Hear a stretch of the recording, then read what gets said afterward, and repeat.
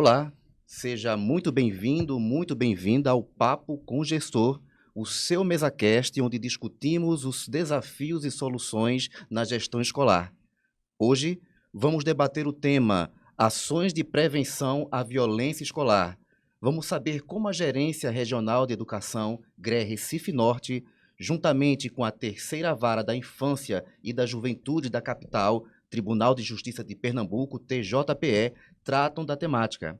O nosso gestor da Escola Técnica Estadual, Antônio Carlos Gomes da Costa, a ETEPAC, professor Arnaldo Luiz, conduzirá uma conversa esclarecedora com profissionais da área da educação e da justiça que atuam nessa luta de prevenção à violência escolar, tratando de um projeto exitoso, uma parceria do TJPE com a GRE Recife Norte.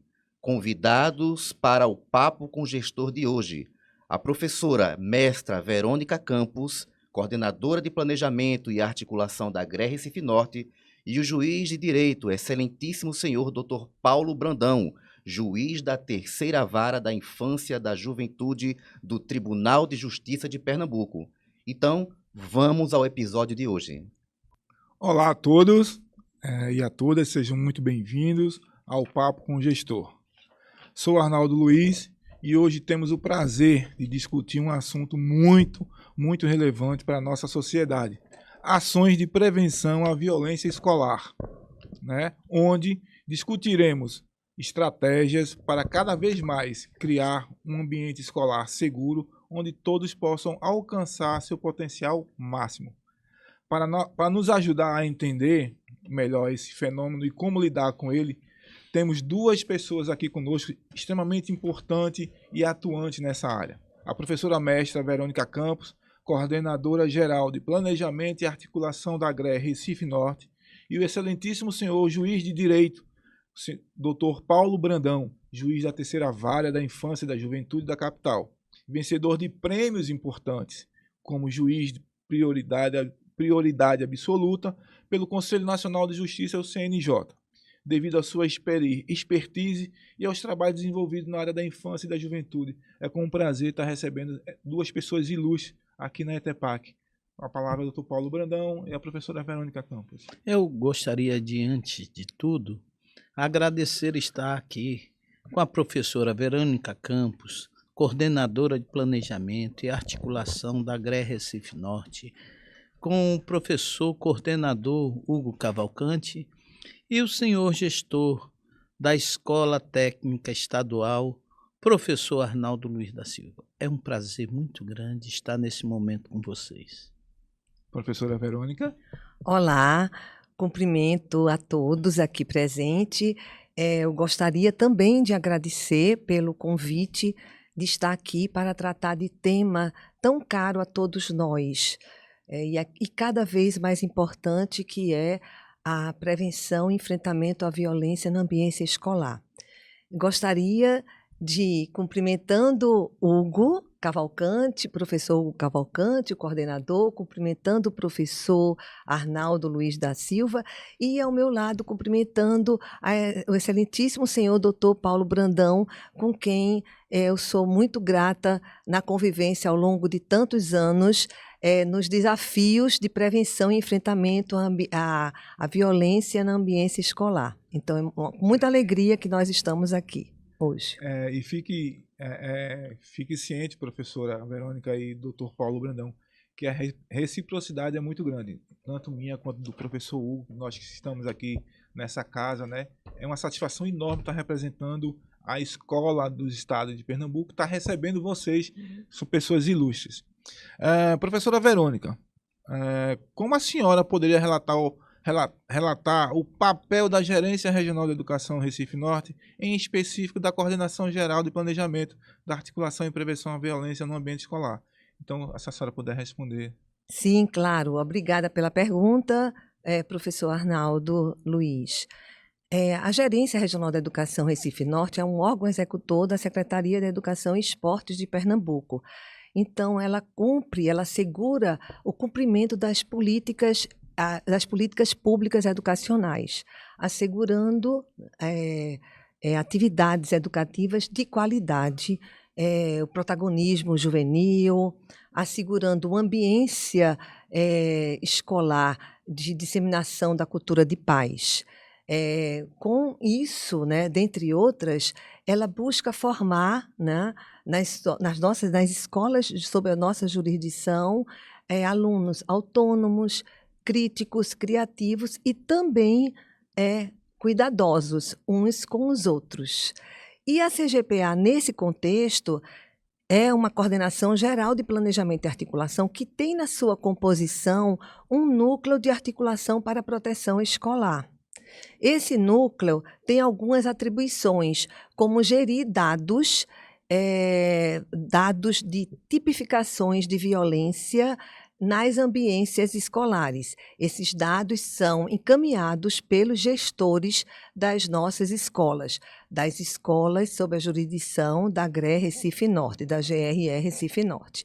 Além disso, temos também como atribuições articular com agentes internos e externos, promovendo parcerias, como nós temos aqui uma parceria bastante exitosa com a Terceira Vara da Infância e da Juventude da capital, com o Dr. Paulo Brandão. E, além disso, a promoção de formação continuada para a equipe gestora. E essa formação, ela incide exatamente em temáticas como o Estatuto da Criança e do Adolescente, ato de indisciplina, ato infracional, e por isso que nós contamos com os nossos parceiros. Isso é muito importante, né, professor Hugo? Essa parceria, esse sentimento de pertencimento que os estudantes têm que ter na escola. Verdade. É a questão das garantias dos direitos individuais previstos ali no Estatuto da Criança e do Adolescente, né, que é tão comentado, tão falado, mas que atinge primordialmente a questão educacional, né? Dentro desse contexto educacional, o respeito à vida, a tolerância, né, e a colocação de uma cultura de paz em nossas unidades escolares, que é um direito constitucional, né, que a gente tem que fazer valer sempre.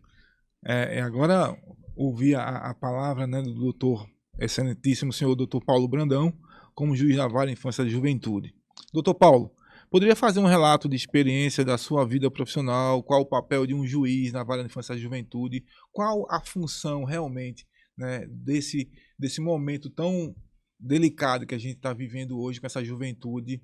Né? O senhor, enquanto juiz da Vara da Infância e Juventude, recebe diariamente vários relatos. Então, como é que é? Um certo relato, né, do seu início até o senhor ter essa consciência e mostrar para o jovem o que é o caminho correto. O papel da Vara da Infância e Juventude, ela tem como postulado principal o artigo 227 da nossa Constituição Federal, que estabelece o princípio da proteção integral como base primordial para aquilo que a gente chama obrigação ratificada pelo Estatuto da Criança e do Adolescente. O Estatuto ratifica a Constituição em seu artigo 1º, quando é bem claro a regulamentação, a relação da família, do Estado, da comunidade, da sociedade, é um dever de todos. Ele é bem claro quando ratifica que não é opção. É um estado de responsabilidade com solidariedade. Então, o princípio da proteção integral, ela se subsume no princípio da prioridade absoluta. Significa que essa perspectiva do artigo 4º declara que, em primeiro lugar, está a criança e o adolescente, como razão precípua para um Estado que possa se desenvolver até como um Estado capaz de raciocinar, de pensar. E a base desse raciocínio, ele é muito simples. Ele tem que partir dentro de um processo de cuidar de pessoas. E a prioridade é cuidar da criança e do adolescente. E esta perspectiva o ECA não nos mostra nenhum caminho que não seja o trabalho em rede, o trabalho de mãos dadas. É a necessidade daquilo que a gente chama do princípio da interinstitucionalidade. O que significa isso? Sozinhos não podemos cuidar desses jovens. Não se trata de uma perspectiva alternativa, mas obrigatória, que tem que partir como um resultado efetivo. Então, receber e cuidar desses jovens da rede estadual, ele não é uma faculdade minha, ele é uma obrigação. E aí precisa haver uma inteligência da efetividade desse princípio da interinstitucionalidade. Como unir família, como unir comunidade, como unir a sociedade, como unir o Estado gestor, que tem nos seus campos as suas responsabilidades bem definidas. E dentro dessa perspectiva, eu entendo que a educação é o centro de toda essa gama de envolvimento. Então, como fazer a família, como fazer a comunidade, a sociedade, a instituição tendo como primado a educação, e dentro desse processo de educação, essa efetivação que envolve Judiciário, Ministério Público, Defensoria, envolve toda aquela gama de instituições fins. Existem as instituições afins que deveriam efetivamente também estar nessa jornada. Então, é uma questão de pensar. E a secretaria, através da professora Verônica, do Yuri, o nosso coordenador, ele nos traz justamente essa perspectiva de interinstitucionalidade com responsabilidade, com inteligência. Então, é preciso pensar a partir de um primado que é fundamental: prevenir. Nós não estamos aqui para falar de violência. Nós estamos aqui para falar de prevenção. Nós estamos aqui para falar de cuidar de pessoas. E esse cuidar, se nós formos egocêntricos nas nossas responsabilidades institucionais, nós não chegaremos a desiderato, a desejo nenhum. Então, a grande sacada dessa parceria é buscar nos postulados do ECA a sua efetivação. Nada aqui é por voluntarismo, mas por responsabilidade solidária que está obrigadamente nas tábuas do Estatuto. Que legal. Então, trabalhar esse processo que já vem há muito tempo. Ano passado, por exemplo, nós trabalhamos com aproximadamente, eu acredito, em 600 a 800 conflitos escolares, de forma preventiva. E o bacana disso tudo é que essa perspectiva da prioridade absoluta tem como postulado principal cuidar de pessoas. Quando a gente fala em cuidar de pessoas, a gente tem que pensar numa perspectiva antes de acontecer. Então, eu jamais falaria de violência, porque violência já é o ápice do problema. Eu diria que é a ponta do iceberg. Nós temos que ir para a base desse iceberg e discutir política de paz. Discutir política de paz faz com que a gente esqueça a violência. E como fazer essa política de paz? Esse é o grande segredo. E qual é o grande segredo? É não ter segredo. É não ter segredo.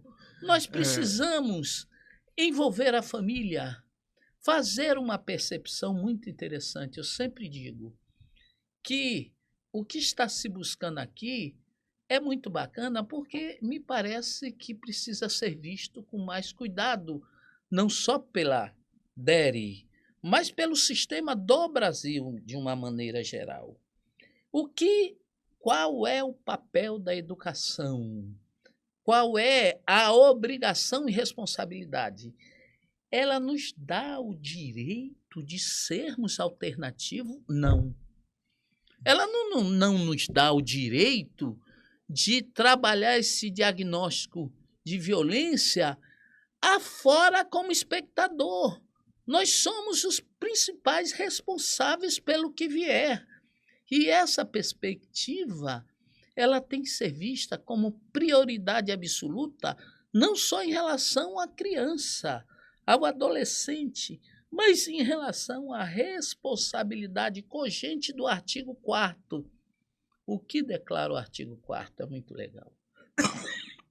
Eu digo que é o grande coração de qualquer pensamento acerca de transformar, de cuidar e de educar. É dever da família, diz o artigo 4º, com absoluta prioridade. Ou seja, a família não pode ser chamada como espectadora.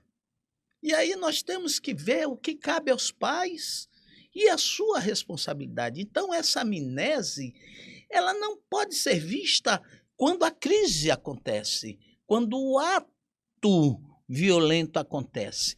Ela tem que vir na prevenção do cuidar. Eu sempre digo para qualquer escola, de todos os matizes, que a escola precisa ter condição, primeiro, de prevenir dentro da seguinte expectativa: conhecer todos os seus adolescentes. Vamos citar o professor de sala de aula, que eu gosto muito. Conhecer a individualidade de cada adolescente e coletivar essa individualidade, que é o grande segredo. É como evitar conflitos. Se um aluno está sofrendo por abandono familiar, o outro está sob efeito de drogas, como trabalhar esse coletivo tão diversificado de forma que possamos ter uma harmonia? É o grande segredo. Aí o segredo vem quando a gente diz cuidar de pessoas. Então, a partir do primado que a gente faz é localizar os adolescentes em um estágio de conflito maior.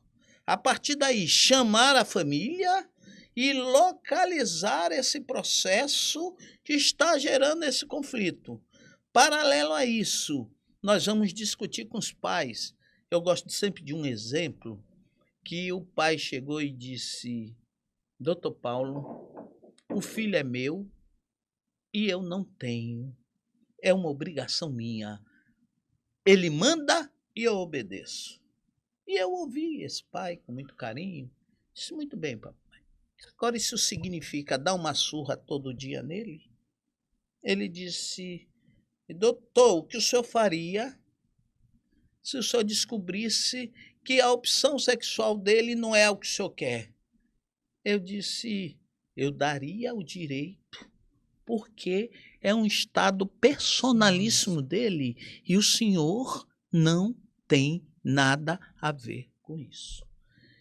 Ele olhou, eu disse: e agora? Eu quero mostrar ao senhor que essa perspectiva de educação, ela seria, por mim, aceita se necessariamente este fato não mergulharia no nosso Código Penal.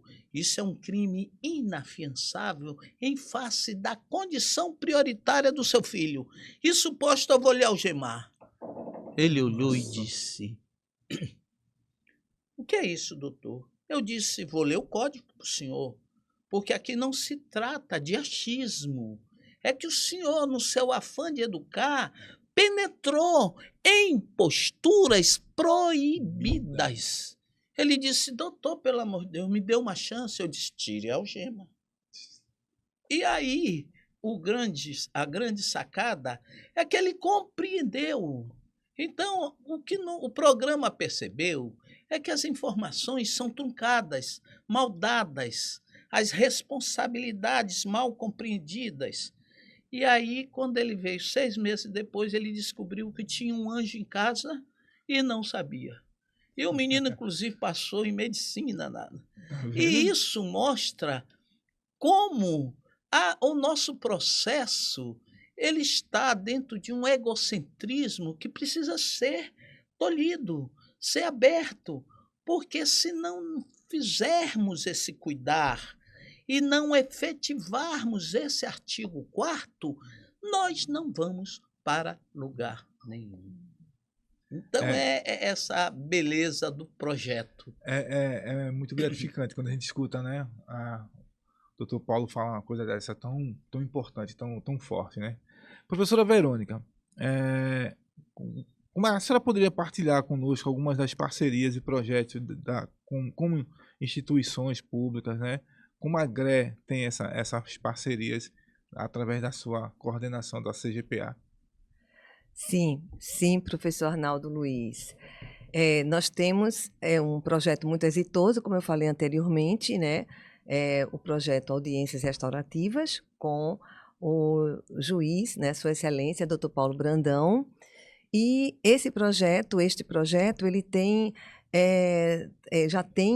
nós já atendemos centenas de famílias ao longo desses 5 anos, né?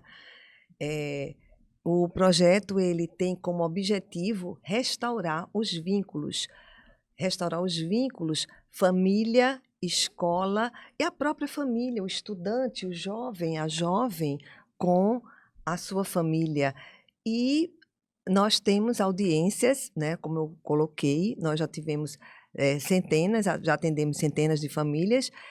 E, além dessas audiências, da realização dessas audiências, nós temos, nesse projeto, o doutor Paulo, ele dá formação continuada para os professores, os gestores de escola, né, as equipes gestoras, e essa formação trata do Estatuto da Criança e do Adolescente, o que é um ato infracional, o que é um ato de indisciplina, a cultura de paz, inclusive a cultura de paz, ela está na LDB, na nova redação, né, no seu artigo 12, artigo 12, inciso 12, né? Artigo 12, inciso 12. A LDB. Disseminação da cultura de paz na ambiência escolar. E nós sabemos, como professores que somos, que não tivemos essa formação na academia, né? Então, é muito importante que nós tenhamos esses parceiros que possibilitem esse empoderamento para que nós possamos identificar quando se trata de um ato de indisciplina e um ato infracional. Quando se trata de um ato de indisciplina, a resolução é feita na própria ambiência pedagógica. Para isso, nós temos os nossos documentos normativos, que seria exatamente o regimento, né? E quando se trata de um ato de infracional de menor potencial ofensivo, são exatamente aqueles casos que nós levamos para as audiências. Além do projeto, que é bastante exitoso, nós temos também outras parcerias, que é com a SDS, a Polícia Militar, que é a Patrulha Escolar. Nós temos também prevenção legal, que é com a Polícia Civil, que é com a DPCA. Nós temos com o MPPE, a promoção de palestras também para professores, inclusive para as nossas equipes também. A equipe do NAP, do Núcleo de Articulação para a Proteção Escolar. Temos com também universidades, com os conselhos tutelares, né? RPA 1, RPA 2, RPA 3, 3A, 3B. Temos com CREAS também, com o Tacaruna Social e com os líderes comunitários, dentre outros. É importante destacar que essas parcerias elas têm possibilitado o nosso empoderamento. E nós temos também alguns projetos que eu gostaria aqui de destacar um deles, que é o Diga Sim à Cultura de Paz, que é um projeto que tem sua culminância no final do ano com filmes editados em celulares. Então, as escolas fazem suas inscrições, toda essa produção, né, ela é construída pelo corpo discente, né? E encaminhada para a GREA. E a gente tem uma noite, né, de Oscar. Que bom. Não seria uma noite, mas é o dia de Oscar. Tá vendo a fala do Dr. Paulo Brandão? É uma construção de várias mãos, né? É uma construção de várias Positivo. fontes, né? Uma construção de várias, como é que eu posso dizer? Várias forças, né? Onde prezam pelo momento de fazer o ambiente escolar, aquele ambiente saudável. A gente vai estar encerrando o primeiro bloco e aí daqui a 2 minutos a gente retorna, ok? Vamos tomar uma água, tomar um café.